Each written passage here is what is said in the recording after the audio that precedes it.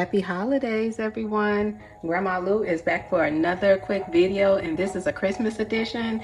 We're going to make a tahini miso rigatoni, and I already have my rigatoni noodles. I took one box and added it to a half a pot of hot water boiling with a pinch of salt, and I use the Barilla noodles here, and my noodles are drained. As you can see, I cooked them. I did a little prep, and then the remaining ingredients calls for 2 cups of veggie broth.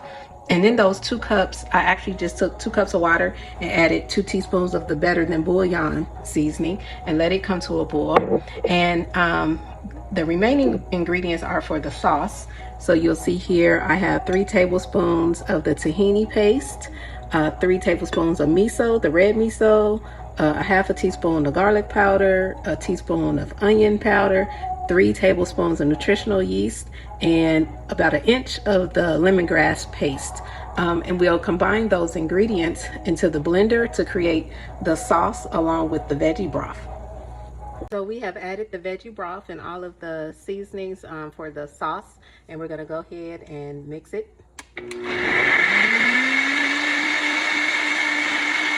Right, so we have let the sauce mix up here in our NutriBullet, and we're just going to pour it over onto the pasta.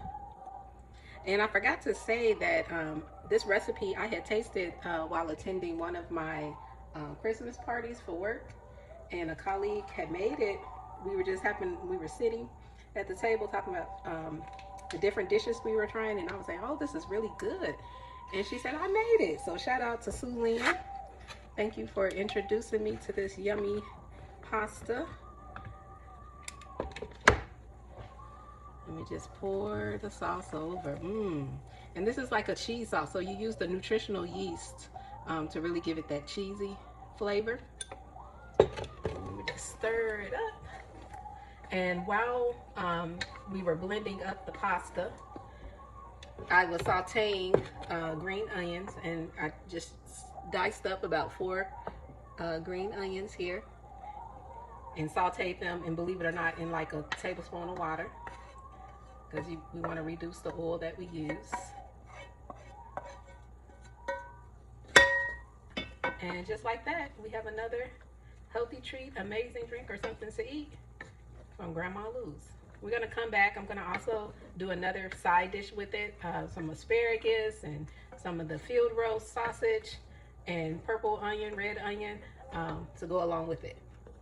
All right, so we're back. As you can see, our pasta is completed, and we have some nice cheesy pasta here with the green onions on top.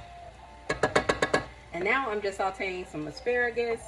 And I actually put the asparagus in first so that it can simmer for at least 3 minutes, you know, since it's a fresh veggie. I cut it up, and then I put the red onions, and then on top I put the field roast Italian garlic fennel. And you can see here the packaging wrapper of it. And so it's just a nice Italian flair. And so I'll give that about 5 to 6 minutes to finish sauteing. And again, I'm sauteing in water. Just letting it saute in water, a little water, probably about 1/4 cup of water. So I'm back for a quick taste test. I plated the pasta along with the field roast sausage sauteed with the asparagus and the red onion. And first I'll do a taste test just with the pasta. Again, this pasta is the miso, tahini miso pasta with rigatoni.